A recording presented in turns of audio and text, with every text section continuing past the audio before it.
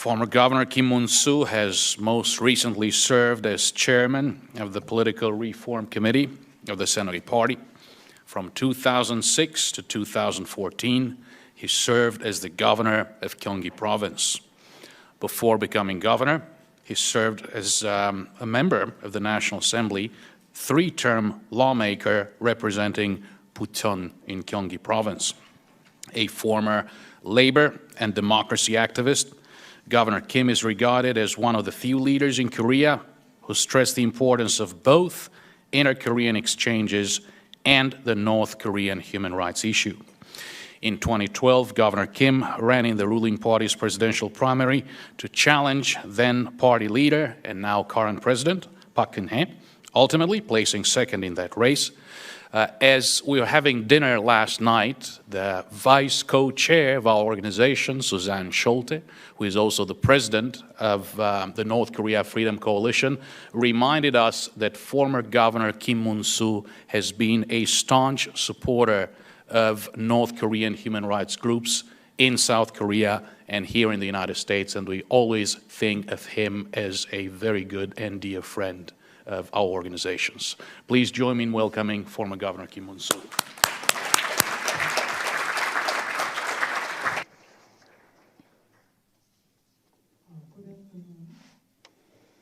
It is a great honor to speak to you today, especially in front of such a special audience as we have here.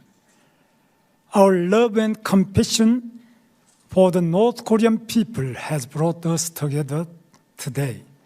And on behalf of the politicians of the Republic of Korea, I would like to offer my deepest respect and gratitude for your noble efforts to improve North Korean human rights. Please excuse my English, and I will speak in Korean from now. I'm sorry, please.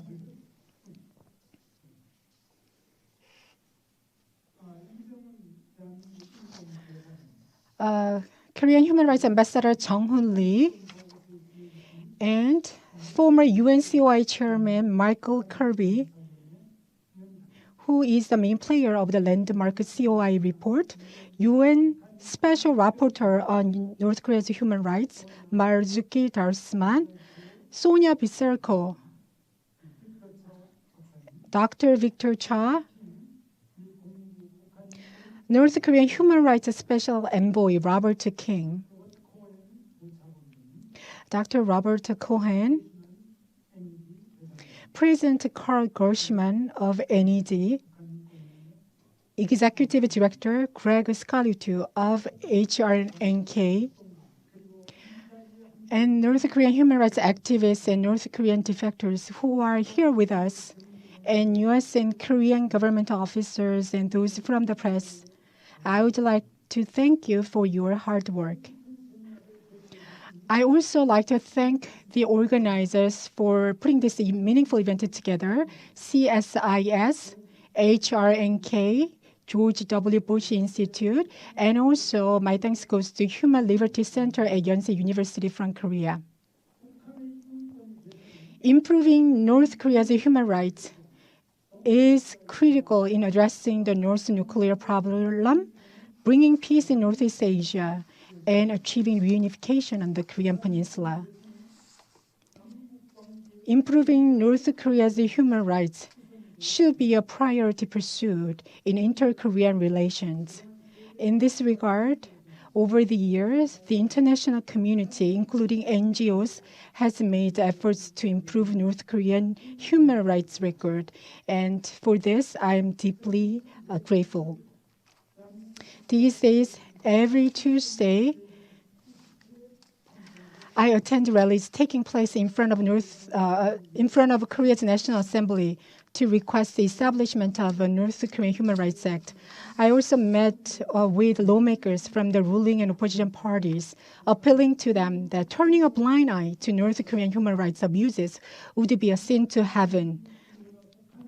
In 2005, 2004, the U.S. Congress passed its North Korean Human Rights Act, and I was so ashamed of it because what we needed to do was done by the U.S. Congress first. At the time, there was a rush of North Korean defectors who exposed in great detail horrendous human rights conditions and the situations of POWs and abductees in North Korea. However, the then Romuan government, in fear of annoying the North Korean regime, abstained or did not participate in UN votes on North Korean human rights. Thus, I submitted a North Korean human rights bill to the National Assembly on August 11, 2005. For the establishment of the North Korean Human Rights Act, I visited the U.S. Congress and human rights groups to find out the status of North Korean human rights and the background behind the establishment of the U.S. North Korean Human Rights Act. I also visited places where North Korean defectors are known to have gone. I also called for the investigation into the abduction of a Korean pastor and the situation of North Korean defectors in China by holding a press conference. Chinese security agents disrupted the proceedings and confronted us for 11 hours. I also called for the prohibition of forced repatriation of North Korean defectors and also the return of South Korean POWs by proposing 4 resolutions to the National Assembly. I also put together an exhibition about North Korea's Holocaust. When I planned to resign as a lawmaker to run for the office of Gyeonggi Provincial Governor, North Korean human rights activists, including Sujan Schulte, were against it because they were concerned that my absence would be a setback in efforts to pass the North Korean Human Rights Act. I didn't think there would be a setback. However, after serving as a governor for 8 years and coming back to the national politics, the North Korean Human Rights Act that I had presented 10 years ago still was not passed. Human rights are so noble and sacred that they should not be violated even during war. The Korean people should not dismiss the human rights of North Korean people. As for myself, I cannot understand the argument that talking about North Korean human rights would undermine inter-Korean reconciliation and peace. I wonder, reconciliation for what and peace for whom? In the shortest period of time on earth, Korea was able to achieve industrialization and democracy at the same time. This was possible thanks to the interests and support from countries which upheld freedom, human rights, and democracy. When Korea was under military dictatorship in the 1970s and 80s, the very existence of human rights groups overseas was a great encouragement for democratic movement activists like me. Based on my past experiences, in an authoritarian state, it is quite difficult to expect human rights to be improved only by those in the state. In this regard, what is important is your role, the roles of the international community in Korea, and the North Korean Human Rights Act. The UN and the international community, by way of various laws and resolutions, are working to strengthen North Korean human rights, and such movements are echoing in Korea as well. To date, 16 local governments of Korea sent their proposals to the National Assembly requesting that a North Korean Human Rights Act be established. The Korean National Assembly should promptly pass the Korean Human Rights Act. Under the military dictatorship in 1970, I was a college student and became actively involved in pro-democracy movements. I was expelled twice from college, and it took 25 years for me to finally graduate from university. When I was expelled from school, I devoted myself to labor movements. I have lived as a worker for 7 years, and due to my involvement in labor movements, I was incarcerated and tortured. I spent 2.5 years in prison. When I was in the dark prison, it was a great comfort for me to know that someone out there was thinking of me and praying for me. It shed a light of hope. Those who are with us today are the very hope going forward for desperate North Koreans.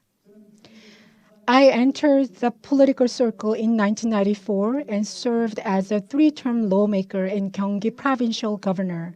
At present, I serve as the chairman of the Saenuri Party's Political Reform Committee.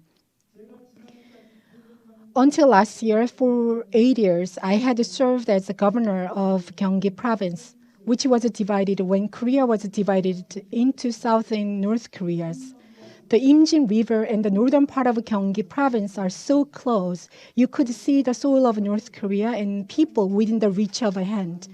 Whenever I saw North Korea with the barren mountains and pitch darkness at night, I felt heavy in my heart, thinking of the sufferings that the North Korean people faced.